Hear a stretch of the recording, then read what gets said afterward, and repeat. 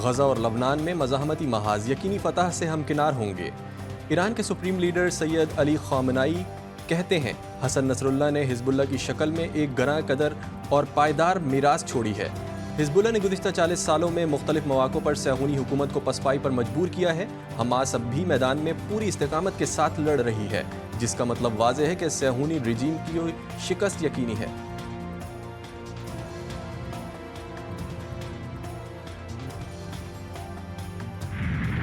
لبنان میں اسرائیلی جارحیت جاری، 40 سے زائد حملوں میں 40 افراد شہید، 54 سے زائد زخمی ہو گئے۔ اسرائیلی فوج نے جنوبی لبنان کے شہر سیدون پر حملہ کر دیا، 3 افراد شہید، 8 زخمی۔ زخمیوں میں 3 لبنانی فوجی اور 5 UN امن فوج کے اہلکار سے جھڑپوں میں 5 صہیونی فوجی ہلاک اور 16 زخمی ہو گئے۔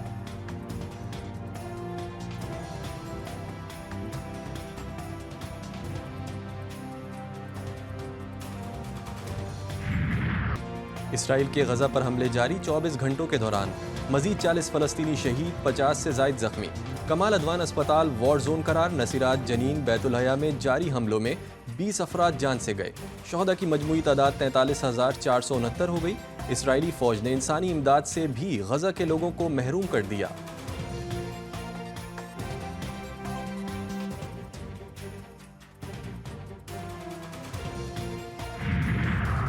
اسرائیل کا جنگی جنون انتہا کو پہنچ گیا، جدید جنگی طیاروں کے حصول کے لیے امریکی کمپنی سے $5.2 ارب کا معاہدہ۔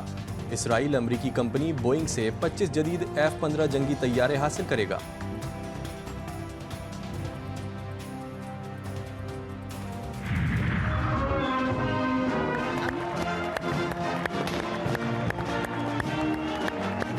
Donald John Trump do solemnly swear that I will faithfully execute the Constitution of the United States. the Constitution of the United States. So help me God. So help me God. Congratulations, Mr. President.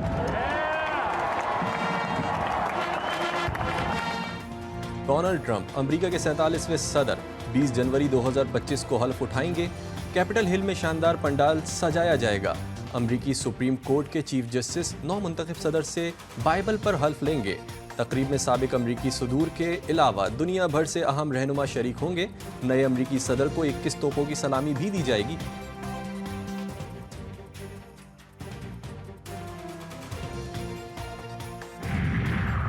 انتخابات میں شکست کا مطلب یہ نہیں کہ ہم ہار مان لیں گے۔ امریکہ کا الیکٹورل سسٹم شفاف ہے۔ جمہوریت میں عوام کی رائے ہمیشہ مقدم ہوتی ہے۔ ہم عوام کا فیصلہ تسلیم کرتے ہیں۔ امریکی صدر جو بائیڈن کا خطاب۔ اقتدار کی پرامن منتقلی کو یقینی بنانے کا اعادہ۔ امریکی صدر نے اپنی نائب کی متاثر کن انتخابی مہم چلانے پر تعریف بھی کی۔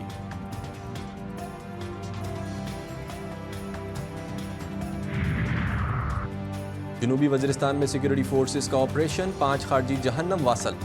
ISPR کے مطابق دہشت گردوں سے فائرنگ کے تبادلے میں 4 جوان شہید۔ شہداء میں نائب صوبیدار طیب شاہ، لانس نائک گلاب زمان شامل۔ لانس نائک مزمل محمود اور لانس نائک حبیب اللہ بھی شہید۔ علاقے میں ممکنہ دہشت گردوں کے خاتمے کے لیے کلیئرنس آپریشن جاری۔ ISPR کا کہنا ہے کہ سیکیورٹی فورسز مادر وطن سے دہشت گردی کے خاتمے کے لیے پرعزم ہیں۔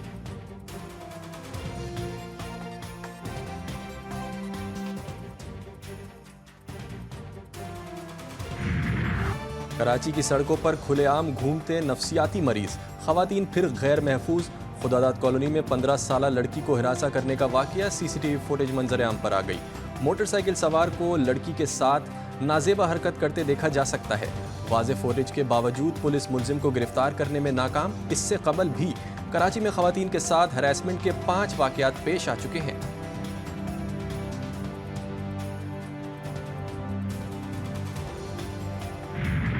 کراچی میں ایئرپورٹ کی سیکیورٹی توڑنے کا واقعہ، بااثر افراد نے اپنی بگڑی اولاد کو صاف بچا لیا۔ شارع فیصل پر فائرنگ کے واقعے کا مقدمہ درج، پولیس نے مقدمے میں اصل ملزمان کے نام ہی نکال دیے۔ ایئرپورٹ سیکیورٹی فورس کی حوالگی رپورٹ کو ہی جھوٹا ثابت کر دیا۔ کمزور FIR کے اندراج کا مقصد اصل ملزمان کو بچانے کے سوا کچھ نہیں۔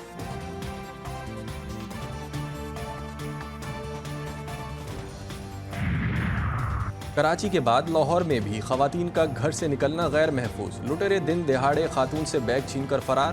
واقعہ تھانہ ستوکلا کے علاقے وابڈا ٹاؤن میں پیش آیا۔ واردات کی C C T V footage G TV وی نیوز نے حاصل کر لی۔ متاثرہ خاتون کے مطابق بیگ میں نقدی، موبائل فون اور دیگر سامان تھا۔ پولیس کو درخواست دے دی ہے۔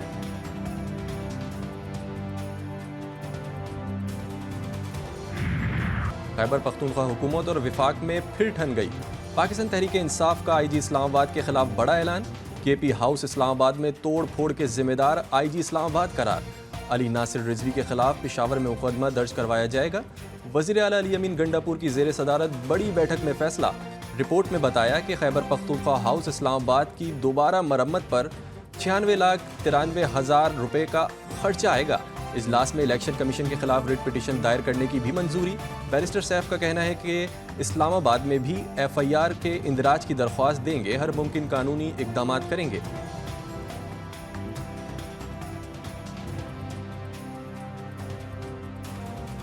آئی جی اسلام آباد نے کی سربراہی میں، کی سرکردگی میں پولیس نے جو دعویٰ بولا تھا، ایک غیر قانونی حملہ کیا تھا خیبر پختونخوا ہاؤس پر، پھر وہاں توڑ پھوڑ کی اور لاکھوں کا نقصان دیا، تو یہ سب کچھ ہم ان نوٹسڈ نہیں جانے دیں گے۔ مجھے نہیں آتا کہ اگر کوئی اپنے رائٹس کے لیے، حقوق کے لیے، حق کے لیے، جنون ڈیمانڈز کے لیے، اور وہی جو ہمارے ٹیچرز ہیں ان لوگوں کے ساتھ اس طرح بیہیو کرنا، ان کے خلاف اس طرح آپ نے پہلے بھی اس کی تاریخ دیکھی، کبھی ان پر لاٹھی چارج ہوئے۔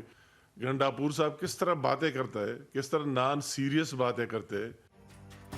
علی امین گنڈاپور کی باتوں کو اہمیت نہیں دینی چاہیے۔ کے پی حکومت انتشار پھیلانے کے سوا کچھ نہیں کر رہی۔ وفاقی وزیر انجینئر امیر مقام کا جوابی وار۔ کہا خیبر پختونخوا میں مطالبات کے لیے احتجاج کرنے والے اساتذہ پر تشدد کیا جاتا ہے۔ خیبر پختونخوا اساتذہ کے مسائل حل کرنے کے بجائے انہیں معطل کیا جا رہا ہے۔ خیبر پختونخوا حکومت کے پاس کارکردگی دکھانے کو کچھ نہیں۔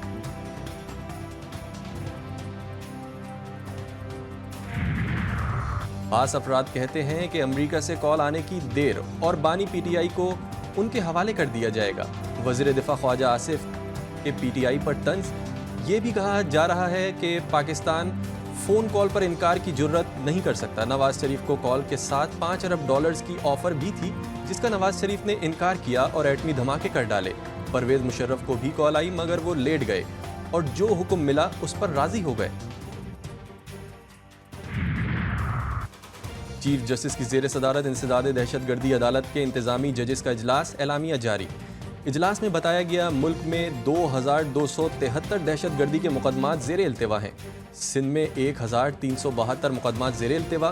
چیف جسٹس یحییٰ آفریدی کے مقدمات زیر التوا ہونے پر تحفظات۔ ججز کو بلا خوف مقدمات نمٹانے کی ہدایت۔ چیف جسٹس یحییٰ آفریدی کی زیر صدارت جوڈیشل کمیشن کا اجلاس آج ہوگا۔ سندھ ہائی کورٹ کے لیے آئینی بینچز کی تشکیل پر غور کیا جائے گا۔